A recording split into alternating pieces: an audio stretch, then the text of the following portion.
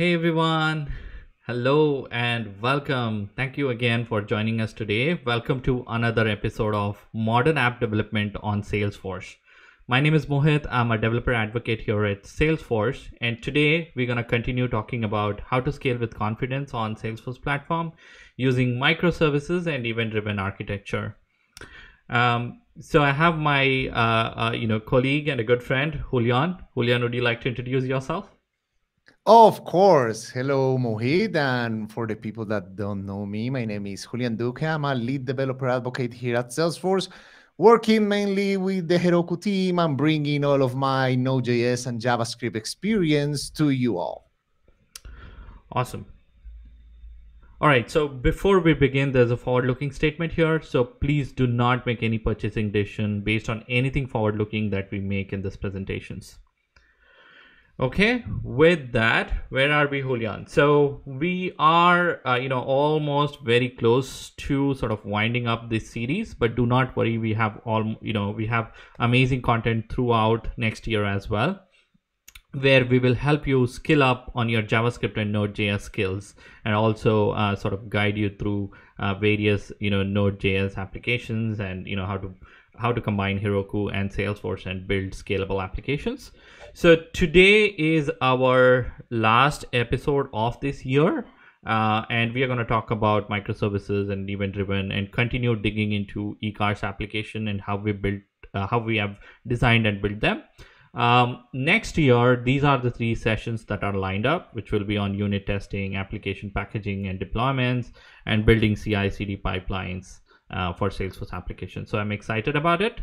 With that, Julian, why don't we just recap a bit about our eCars application, and why don't I hand over to you so that you can walk through the demo of this application. Now, while Julian brings up the demo, I want to point out a couple of things here. That is, we are focusing on the Service Cloud part of it. So how we have integrated, MQTT with Salesforce Service Cloud, specifically with the case object. So we'll be focusing on that. We'll also be focusing on the customer-facing application that we have built using, progressive web app on Heroku, and how we have sort of connected to Salesforce Leads object, and all the API integrations behind it, like how we have used Composite Graph API, and also how are we handling this push notifications using the PWA application. So we'll be focusing on those 2 architectures.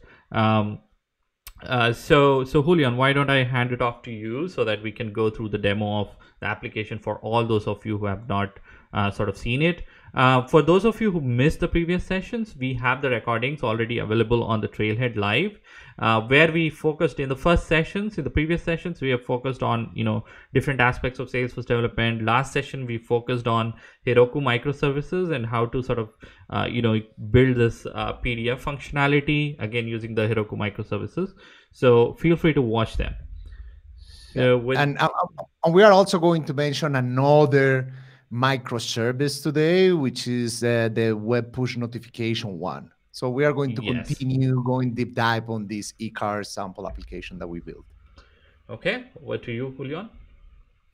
Okay, awesome. So let's go ahead and take a look at the 2 main parts we are going to be showing today on eCars. The first one is this customer-facing application written using Lightning Web Components open source, and it is deployed to Heroku. This is a progressive web application, and later we are going to be explaining a little bit more. Mo is going to be explaining a little bit more what a progressive web app is and why it is important for us. But the main factor I want to show here is the web push notification capabilities that are available thanks to that progressive web application that we created. So first, in order to be able to receive web push notifications, we need to subscribe to this application, or we need to create a lead or manifest interest on a specific car. So I'm going through the car configurator component. I'm going to be selecting a medium range car. Then let's pick it up green. Why not? I want it with black interiors. And then here is where I'm going to do the subscription. And later we are going to be taking a look at the code, how this subscription works and what does it mean. So let me add some information here. So I'm going to create a lead for Alejandra. Let's add a phone number for her. This is her email. And I'm going to be subscribing. So this is going to create a lead in Salesforce, but also is going to be subscribing here in the browser something we call the service worker. The service worker is one of the features of a progressive web application. It's a JavaScript, kind of like a JavaScript application that is running in the browser. And that's why you were going to be able to receive a push notification even though you don't have the website open.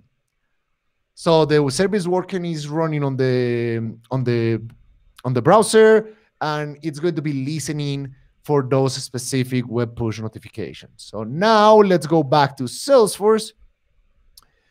Here we have our Pulsar showroom application. Maybe if I refresh, I'm going to be taking a look at the new lead that has been assigned to me.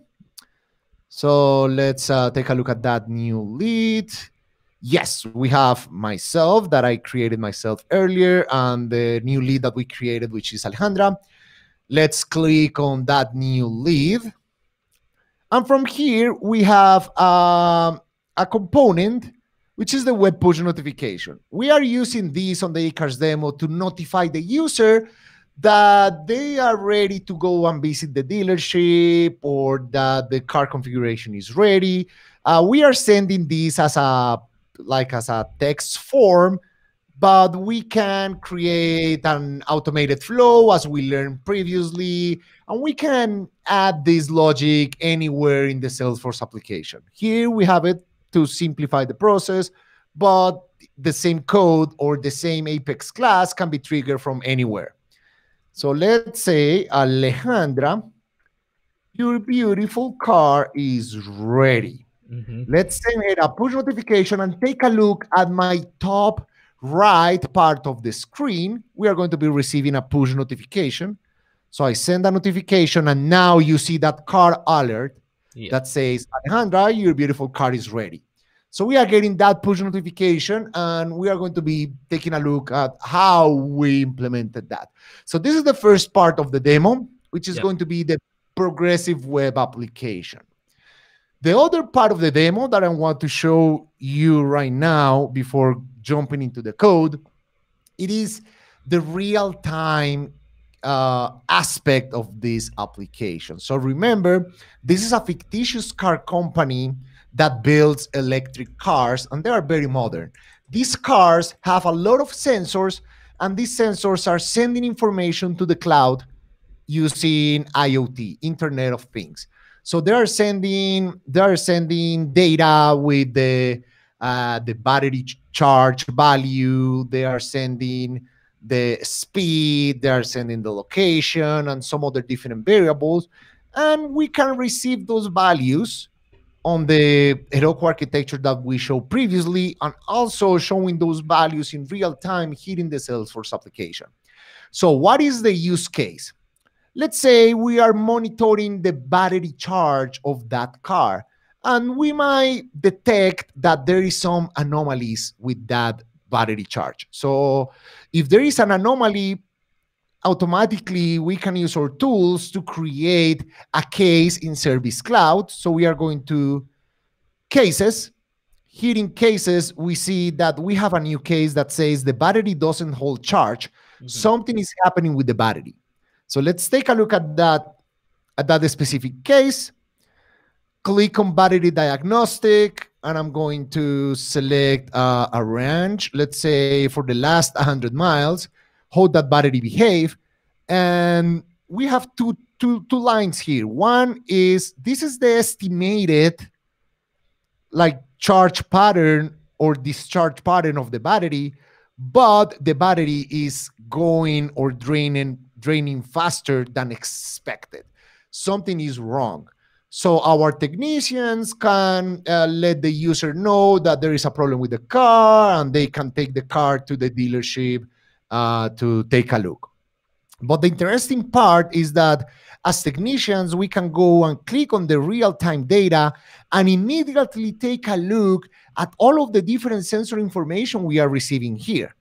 So we are receiving the miles per gallon equivalent, which is a value that electric cars uses to compare to normal cars that are based on gas, and the range that it's being kept depending on the battery charge that this car maintains. So I can filter out this. Let me click on the miles per gallon equivalent and the range, and I want to take a look at the battery. And if we see right now, the battery is going down. Mm-hmm.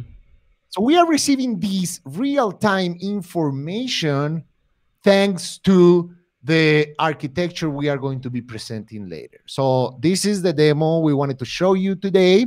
Why you don't show the PWA architecture and how are we using the PWA capabilities on our code. And then I will take care of the real-time aspects. Okay, Julian, why don't we do one more thing? So go to the progressive web app. So I saw you were on the progressive web app, right? Yeah, let me go. Yes. Okay, so now you also see there is a plus icon there at the top.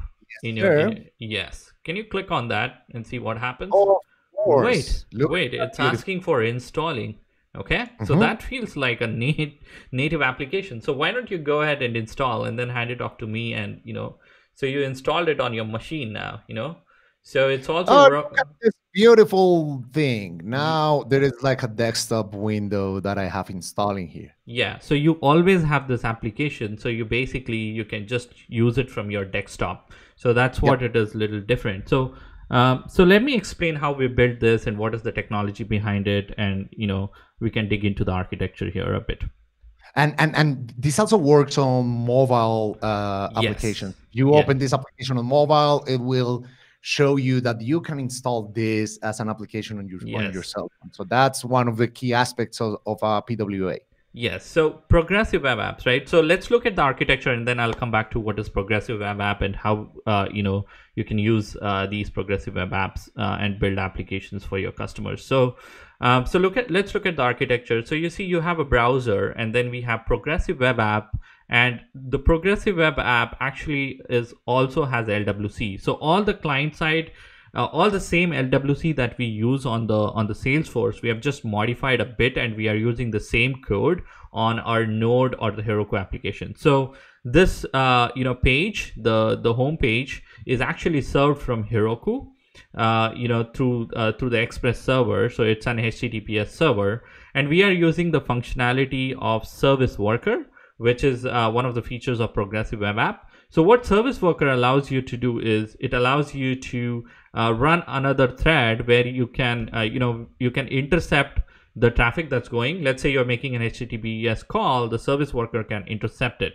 and then it's up to you to implement caching functionality using cache storage or a library like Workbox, etc. I'll show you some of those things.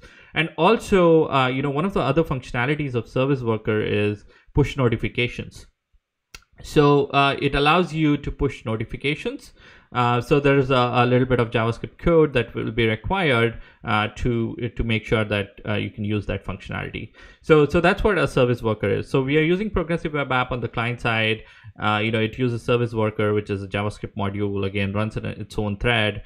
And then on the server side, right, we are using Node again. So we are using Node.js microservices. So we have web push as our one more microservices that we have created. And then we are using, of course, JSForce for logging into Salesforce and pushing that data. So there's a subscribe microservices that we have also created. We have Pino, which is a Node module again for logging all these functionalities, right? So on Salesforce side, we use Composite Graph API so that, as you can see, we can push lead a car configurations and all the options. So we can take all the data, and this data is spread across different objects. And there is a dependency. If you use like regular REST API, you will require multiple callouts, right? And the idea behind this using composite graph API is it's only one single callout, and you can have sub requests within them, and the sub request can actually use some data from the parent request. So you can use this composite graph API to automatically just create multiple objects and relate them. So that's the power of it. And then for the push notification, as Julian showed, we have a flow which basically calls an Apex method, which does an HTTP call out again to this web push microservice, and that web push microservice actually informs the service worker. So this is the architecture in a nutshell. Now let's actually dive into the code aspect of it. How about getting into the code, Julian? Sure, of course. All right, so let's get into the code. So let's actually go from, let's look into this apps folder. Now I want to close all other things because we want to focus on specific files here. So let's look at the app folder, right? So inside that app folder, this is where we have eCars PWA, directory. And this directory is the one that is actually serving up both the server and the client. That's why you will see that we have split into client and server. So there's the client and the server. Now let's look into the client. Now all of these is actually scaffolded using the create LWC app. So if you're not familiar with create LWC app, go to lwc.dev, and on that page you will find that we use create LWC app to scaffold this project. So it automatically sort of gives you the scaffold files like index.html here, index.js, and there is an option there. There's a parameter called type, and in the type, if you specify PWA, it will give you some more files like a service worker file that I'll show you what it is, and also you can specify that you need an express server there. So with all these configurations, all of this comes. So let's actually look into the code, like how this everything works. So first thing to pay attention to is we are using Lightning components, and we are using Lightning based components. So and since this is running on Heroku, which is outside the Salesforce core app, right, you need an npm module. So we have created an open source npm module called Lightning based components that you can use in your any node project. So you basically say npm install and install this package. It's currently in alpha stage, so there's a lot of work that's going on, but it's stable enough to sort of play with it. So you go and install the Lightning based components, and also the other modules I'll talk about. So I talked about all the other modules that we need, like Express, we need Pino, we need Web Push, we need Postgres npm. So you define all those dependencies, and of course we are using Salesforce Lightning design systems here as well for powering up a lot of our components. So we have them. Now one key difference that you have to note when you are building these Lightning web components, not on the Salesforce core but on, let's say, platform like Heroku, is to define the dependencies you will need a configuration file. So in this example, right, we need an npm module. So we are using a Lightning based components npm module. So you will have to declare them and also specify where is the the actual client directory for this npm. So in this case, our directory is source and client, and it's all inside these modules, right? So this is what you need to specify, and you need to specify the npm, and this is the way to actually define or bring in dependencies like any other node package dependencies into Lightning or Lightning web components. Now, how is it different? How is how is the Lightning web components on Heroku different, or on a node application different than a Salesforce application? It's actually not different. So we have created a modules folder, and then you have an UX folder here. So inside that we have all our components, like for example, app.html is the main component, right? That has all these subcomponents like page header and car configurator. Again, car configurator can have again multiple base components. It can also have other components. I think in this case it just has the base components, but okay, so there's also another component, right? So look at the syntax, right, of how you actually bring in the components. So you basically say UX, which is your folder name here, dash, and then the component name. So the component name in this case is product. Now you also use kebab case. So in case you have, like, let's say car configurator, it will be UX dash car dash configurator, seen small. So so that is the core difference. It's basically the same. It's just that you don't use the C namespace. You use your own namespace, and that is your folder name as well. So essentially everything else should feel very, very similar to what you see on Salesforce platform. It's no different. Now there is one more thing to consider here. That is the script folder. So in the script folder, we have something called as Webpack. So I'll tell you what is a Webpack. So a Webpack is a bundler. It's a JavaScript bundler. So let's say you have multiple of these components. You're bringing a third-party library, and then you're having your own CSS frameworks, right? Of course, we are using SLDS for here, but you can bring in any other CSS framework. Now you want to bundle all of these and serve as a minified compressed JavaScript. So that you can actually save some resources and your application is pretty fast, right? So to help performance, right, all these bundlers are provided. There are bundlers like Webpack, Rollup, etc. We have used Webpack here, but you can use Rollup as well. It's not much different actually, except you'll have to change certain things. Now here we are also using Workbox Webpack plugin. So I'll tell you what this plugin does. So this is again provided by Google Developer Tools, Web Developer Tools. And what this does is it has a function called inject manifest, where you can say, okay, when everything is sort of bundled, right, where would you want to output your service worker file? So let's look at the service worker file. Currently, it is sitting inside source client /sw.js, right? So we go to the service worker here.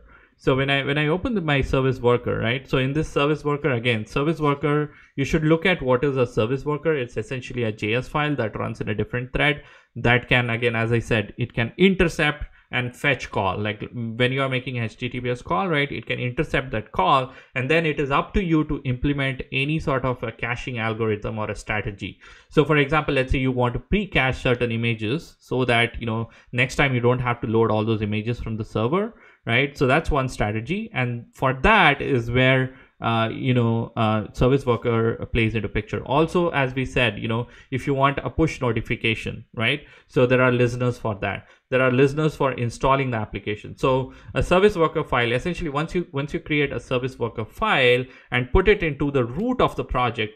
So key thing here is for the service worker to work, it has to be in the root folder of your application server, and also it has to be HTTPS. It has to be served over HTTPS. That's where Heroku sort of shines, because it's already HTTPS enabled, right? So that's what we are serving up this whole application, right? So it has listeners for installing, pushing notifications, etc., that you can declare using the JavaScript. It's a callback function. Once the listener is itself a callback function, right? So in this case, right, we pre-cache certain things. Like you see, we pre-cache the web manifest. Now you might ask me, what is this web manifest? I've never seen what is a web manifest, right? So again, it is a function of a progressive web application. It's a file essentially where you can define what should be your logo or what should be your start URLs, right, for various applications. So this is what the exact logo that we see when you install this application on your desktop or on your phone. So depending on width of the device, right, we can define these logos and we can keep the path for that, right? Again, these are all in the resources folder, all of these PWA icons here, right? These might be the icons that you might see when you install them, when you install this application, right? So yeah. Sorry, Julian, you were talking about something. No, I'm confirming that's the icon I have here. Yes. The same blue lightning bolt.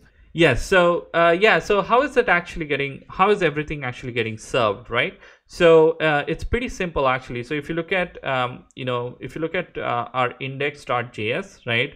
So you will see that there's an index.html essentially, which basically has a reference to of course lighting design system, but it will also have a reference to the first module, that is the top level component, right? So in this case, the top level component is this app component, and that has the car configurator and the product page and all of the other UI elements there. So you define that, and then also it's important to note that there is an index.js here. So index.js is essentially the first file, or that runs when the application boots up. Now there's one key thing to note here, that is you can use custom elements. Now what are custom elements? These are also a specification again in the web component framework, right? So when you're actually building these components outside Salesforce, on let's say on Heroku, you can use this custom element property. So you can say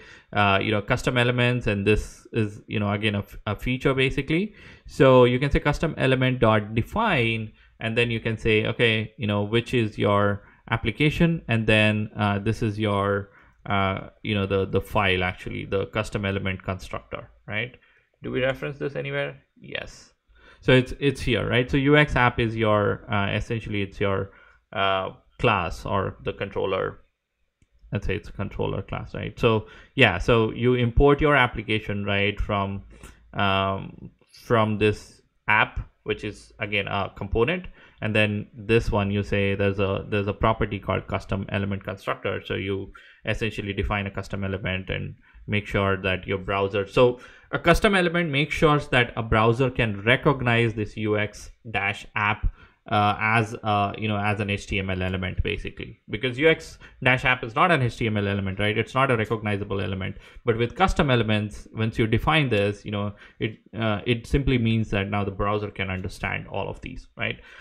So yeah, so basically we are listening for all the service worker, as you see, and there's not a lot of things actually going on here. If you if you go through the code, it should be pretty simple to trace through. Now, one quick thing I want to make sure before I hand over to Julian is we are serving this file, like the HTML, right, this entire application over HTTPS using the Express server. That's why you see there is a server.js file, and this file uses Express server, right?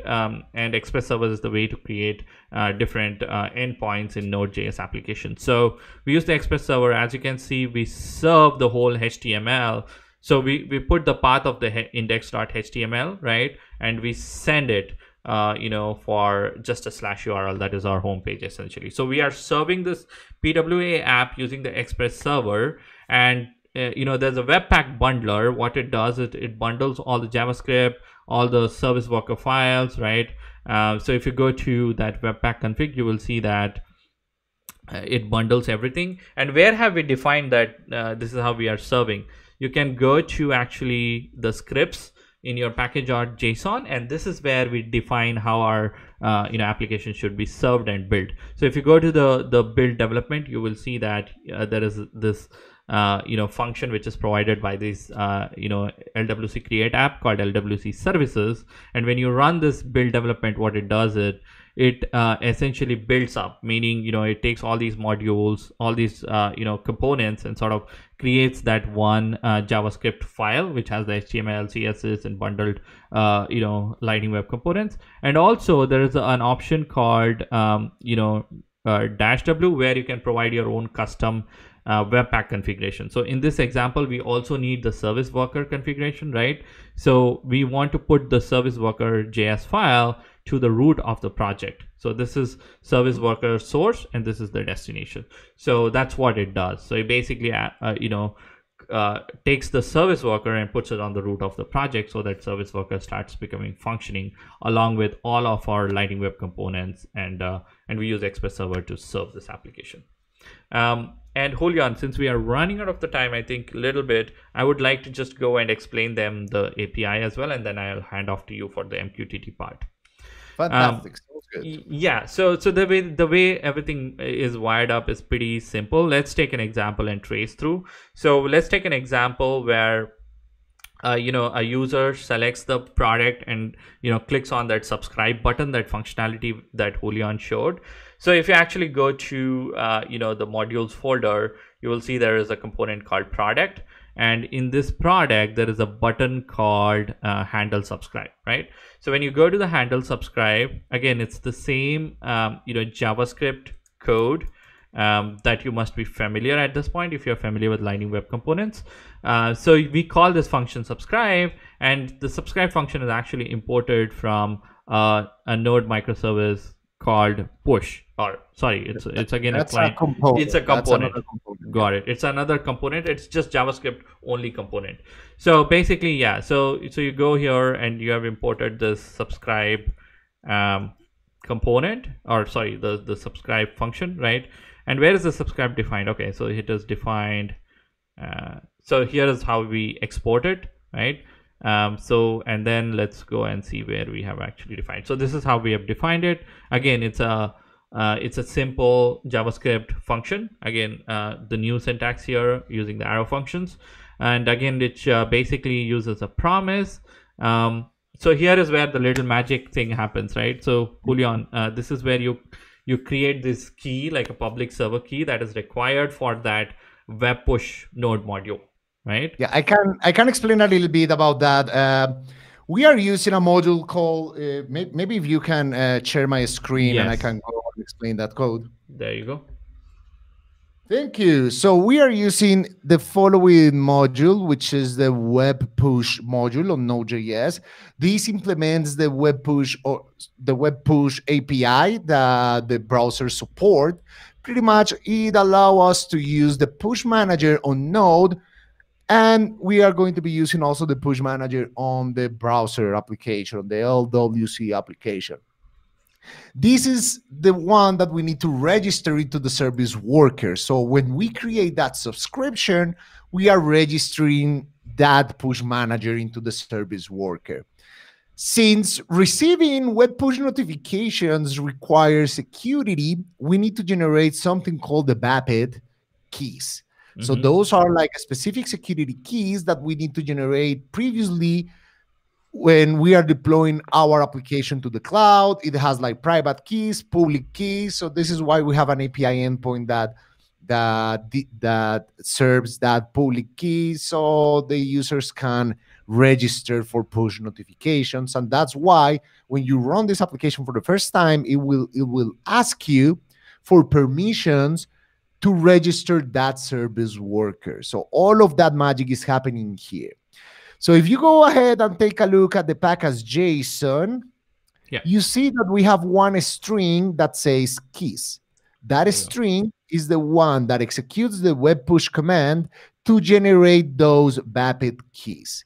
Mm-hmm. And now that we have the BAPID keys, we will be able to read those keys and serve those keys from the API.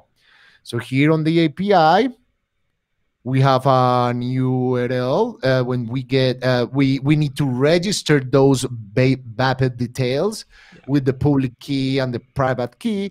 And the public key is the one that we are pretty much serving. And from where we are getting that information, we get that information from environment variables. So on the deploy process, when you follow either the automated or manual deploy, there are going to be instructions to use these keys and how to configure it. So let's go ahead on the push one.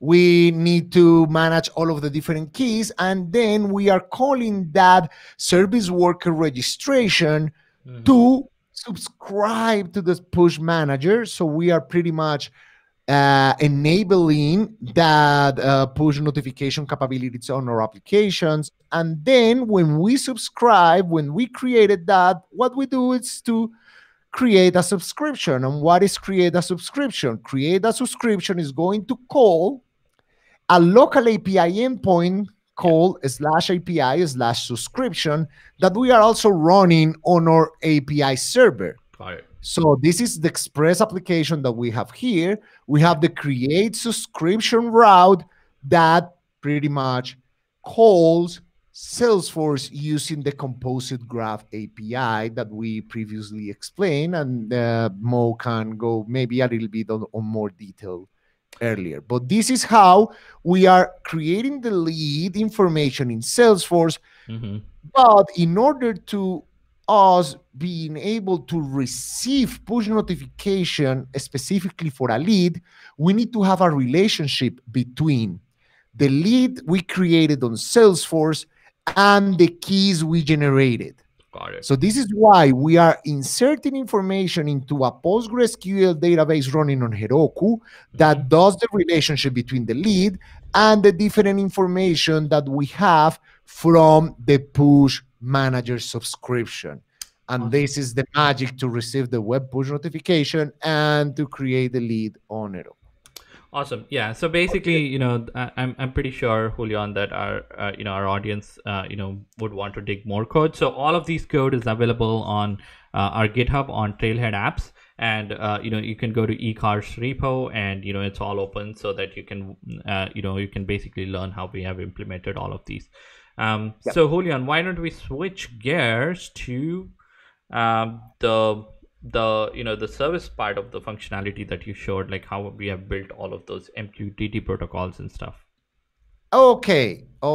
So one thing, let me show here in the code something. Yeah. When we trigger that web push notification from Salesforce, remember that we have an Apex class. Let me see if I can open it here. Web push service class. This is the Apex class that calls the Heroku service and send information to be able to create the web push notification. So we have the eCars services Heroku application that have the different routes, microservices. The one to create the PDF that we explained on our previous session, and the one for the web push notification. So the one from the web push notification receive the data, get the web push notification from the database. So see that we are doing some PostgreSQL operations. So eCars PWA and eCars real time are two different applications. Those applications are using the same database. So this is why we are able to get information, do the relationship, and from here is where we are creating the message that we are going to send to the user using the web push module that I explained before. So one application is to register the information, which is the eCars PWA, and the other application is managing all of the sending messages to the specific user. Awesome. Now you can show the real-time architecture diagram, and I will be able to explain all the code. There we go. Awesome. So this is a zoom of the real-time aspect of our application. So here we have the real-time services that are running on Heroku on the left, and the Service Cloud application, pretty much the case detail page on Salesforce. So we have multiple applications that are running on Heroku that handles this real-time part. Here we can see two. These are like the strong purple squares that have the Heroku Dino icon. One is the MQTT broker, and the other one, it's called eCars real time. So what's happening here? So remember, this is fictitious. We don't have any cars out there sending data information. So we needed to write a sensor simulator. Let's say we can create a sensor agents that are going to be running on cars that send this data to Heroku. We are using a protocol called MQTT. MQTT is a very lightweight messaging protocol that it's, I must say, the de facto standard for IoT application. Got it. It is a very lightweight queue messaging system that can run on embedded devices. So the message payload are pretty small. They are lightweight. They are like implementations in all of the different languages. So you can run on microcontrollers this protocol without having any overhead. So we are using MQTT as the de facto IoT standard to send in that information. Since you can't deploy TCP applications on Heroku, Heroku can only run web applications, we are using an MQTT broker that supports the MQTT protocol over WebSockets. Mm-hmm. So WebSockets, it's also a TCP IP connection, but running on a web server. But we are using the same protocol to parse the messages and to use all of the different aspects of MQTT. So we are generating this information. We have an MQTT broker running on Heroku. I'm going to show you the source code later. It's I must say, a very simple application that is running, and it's able to receive a bunch of different messages and serve those. All right. Then we are subscribing on two different workers. Those are like different processes that can subscribe to this MQTT broker to listen for messages. So we have the events persistent, which is one component that can get all of this sensor information and store it on a PostgreSQL database for later usage. Let's say we want to run some reports, so we want to keep the historical data. But this is an optional component on the eCars demo. You don't need to run it. It is not needed for demo purposes, but if you want to store the information and persist the information on Postgres, you will need to enable that worker. And later I can show you the Heroku dashboards, how those workers looks like on the application that we deploy. Then we have the events connector. The events connector also subscribe to MQTT, and this is the one that can use Apache Kafka to scale the application. Maybe if we want to distribute these on different regions, or if we want to have like multiple different other services listening for this data, instead of adding overhead to the MQTT broker, we can send all of these messages using the Apache Kafka bus to increase the throughput of the application. So that eCars real-time application is running a WebSocket server, but this time, instead of sending MQTT data, it's sending raw WebSocket information. So we have two different WebSocket servers here. The one that is the MQTT broker that speaks the MQTT protocol, and the other one that uses the raw WebSocket protocol, like the standard WebSocket protocol.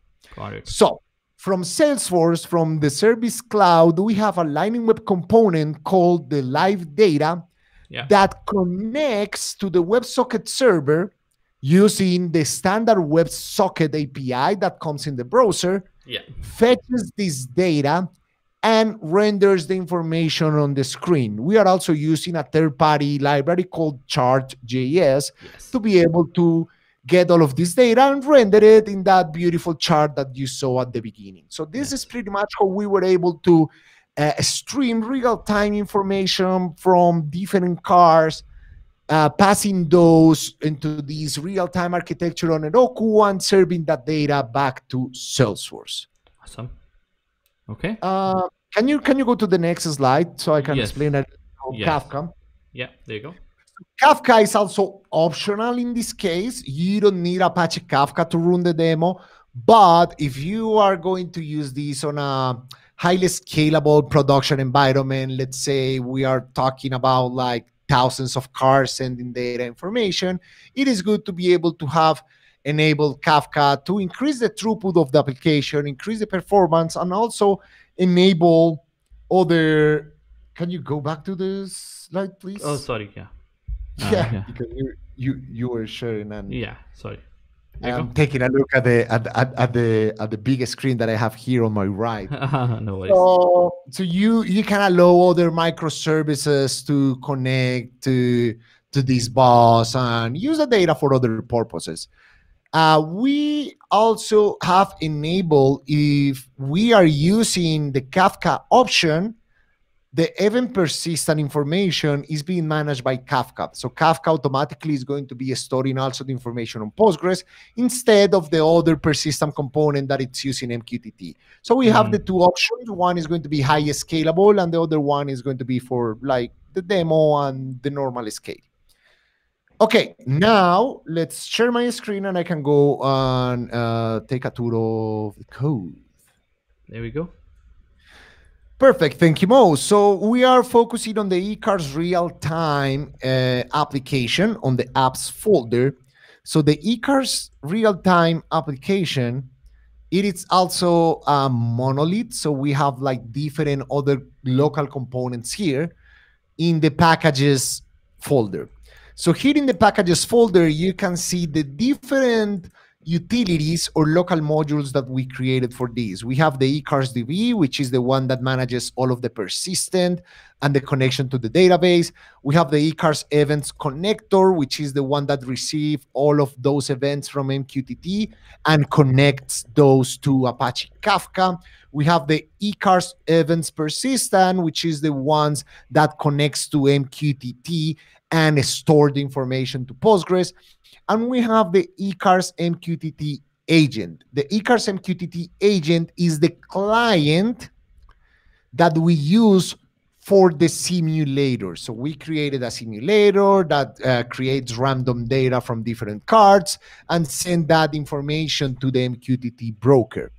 We have another application, which is the MQTT broker. This is the server that is receiving the MQTT messages. So it's the first application we saw from the architecture diagram on the bottom.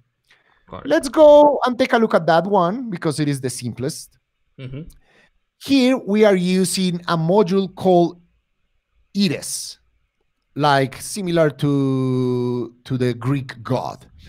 So this one, we are using it along the WebSocket string module. The WebSocket string module allows us to be able to create a WebSocket server and use Eres as the handler for that WebSocket server. So this line here is the one that it's adding MQTT support to the WebSocket server. We don't need to do anything else. This is the thing that it's doing all of the magic. Maybe if we want to implement security and MQTT authentication, we will need to do a couple of things here. But so far, we can do it on one line of code. So I told you that this is going to be like a simple application. If you want to take a look at the Eres module, you can go to NPM. You can go to NPM, find Eres. You can see that this module is maintained also up to date. It has some weekly downloads. It's getting some popularity, but it's very good for all of the different MQTT and necessities that for all your MQTT needs on Node.js. Got it. So this is the MQTT broker. Now let's take a look at the MQTT real-time application. So we have different workers here: the sensor connector, the sensor persistent, and the sensor simulator. So let me go to my Heroku dashboard. Heroku.com. It will open my dashboard. Let's open the real-time application. eCars real-time. Empty shadow is the one that we have deployed. And here I will take a look at the resources.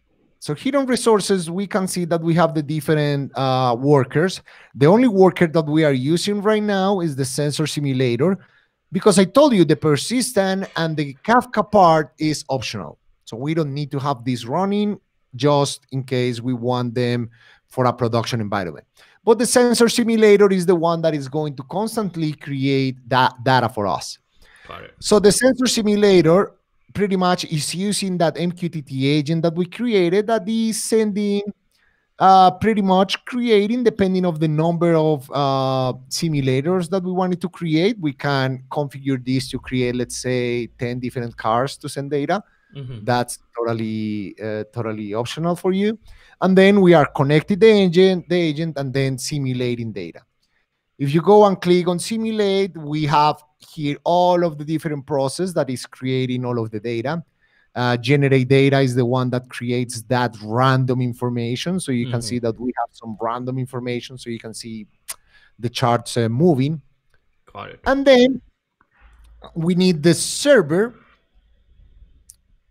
The server is the one, let me close these notifications. The server is the one that have the WebSocket server that it's being used on the live data component on Salesforce. So this here we are using the WS module. So the WS module, you can find it on npm. It is also up to date. This is super fast native WebSocket library. And you can see the number of weekly downloads, up to 35 million downloads. That's awesome. It's powering a lot of devices then, Julian. We can pretty be sure that. Exactly. And it's the most used module. You can see 9,000 other libraries depends of this module. This is the power of open source, of course. So we have the server running, and here we have the agent. So we connect the events agent, which is that events connector that we are running. And every time we receive a message, we are sending that message back on the WebSocket server. Or the so this is being used like a pass-through kind of component. We receive the MQTT data or the Kafka data, depending on the one we are running, and send it on the WebSocket server. It's almost like a proxy, right? It's almost like a proxy. Exactly. Okay. Exactly. So this is receiving and sending information. Yep. And now let's take a look at the live data component, live data.js. So the live data.js, and this is on Salesforce, right? This is on Salesforce. This is a Lightning Web component. And, the interesting things here you're showing is, how this component is actually listening using the WebSocket, and also, how to use a third-party library like Chart.js. Exactly. So we have the Chart.js. We are loading the Chart.js using the external resources from Lightning Web Components. We use the load script also from Lightning Web Components to be able to load this third-party library. So use the load script here. We load the Chart.js, and then in this part, we are doing all the magic. So we create a new instance of that chart, and then we create a new instance of that WebSocket connection. We are using the native WebSocket API from browsers. You can go to the Mozilla website, the Mozilla Developer Network, take a look at the WebSocket API if you want to learn how to use this.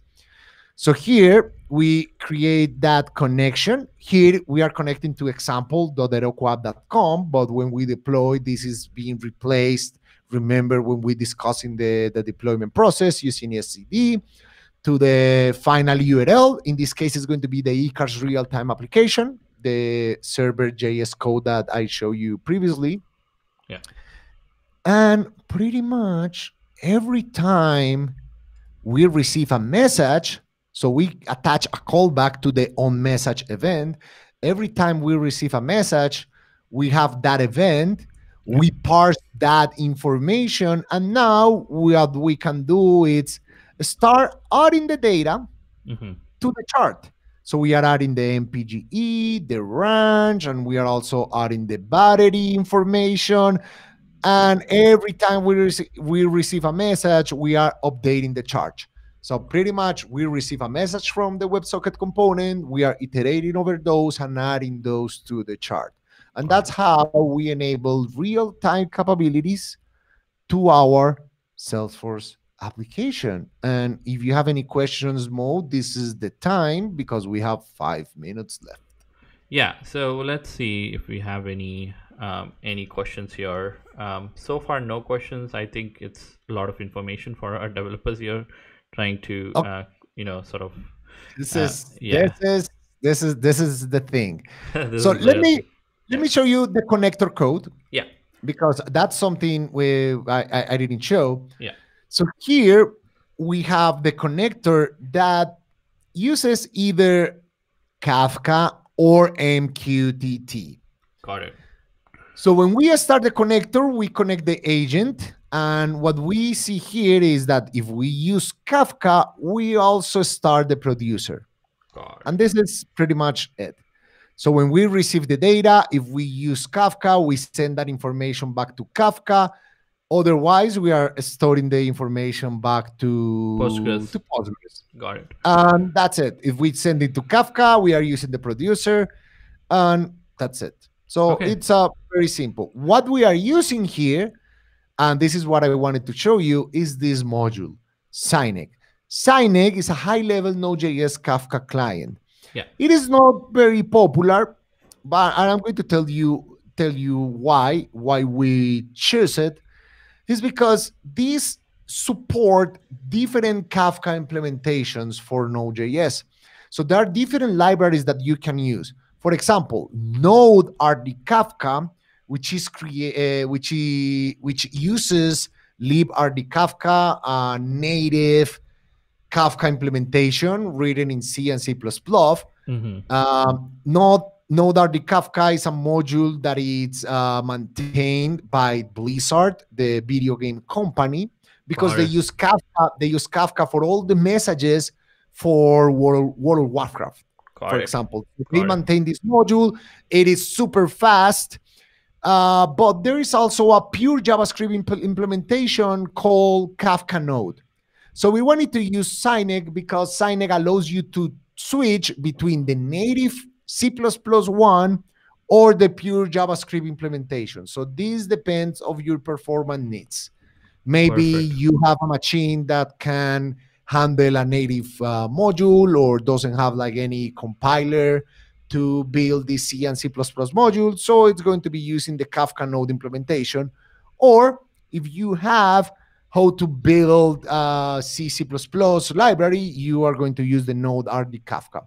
When you deploy eCars, you are going to see, specifically when deploying the real-time application, that there are going to be some C++ compilation steps. Right. Those are going to be the Kafka ones. Got it. This is why we are using this library to be able to switch between the two.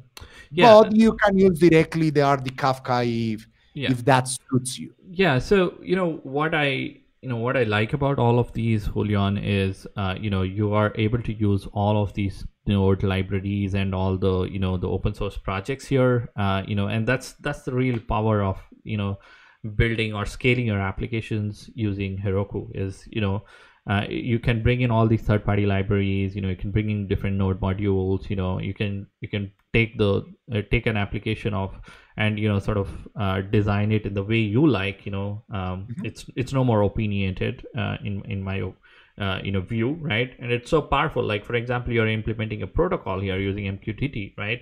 So all the low-level stuff can be handled pretty easily, and it's so flexible. So thanks for showing all of that, Julian. And I would like to take the control so that we can do the last few slides here. Of course. Okay, so one more aspect of it is chain data capture. So I have the slides for you. You can look at our component. So there's a component that we have. So you look at it and let us know if you have any question. Basically, it uses chain data capture, and chain data capture in Salesforce is a functionality which allows you to do data synchronization between the devices, right? So for example, in this case, let's say a vehicle is sold.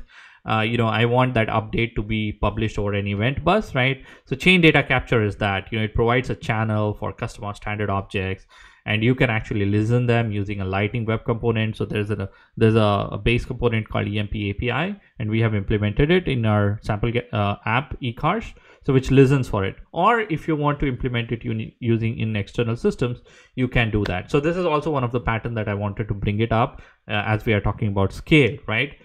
So we are quickly running out of the time here. But to actually reach out to us, we have all the helpful references for you here in our helpful references section, and I'm gonna share the slides over the chatter group, and I've shared the links for the chatter group in the chat, right? And look at our sample gallery applications, because they have a lot of code. Specifically, this application eCars has a lot of Node.js code.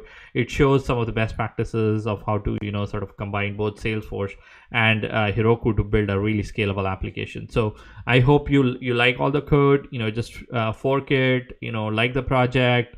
follow the project, ask us questions about it. We'll keep enhancing this application. So really, sample app gallery is for you to explore all the reference code and learn the best practices. Now, catch us on Trailblazer community. We are there. We will be listening. This is the last show for the year, but do not worry. Next year we have some more shows, and then Trailhead Live. We keep publishing the content on Trailhead Live and on our YouTube channel. So please do follow them. With that, Julian, thank you so much. Thank you, everyone. Have a wonderful holiday season, and happy happy New holidays Year. to you all. Thank you, and see you soon. Thank you. Bye bye.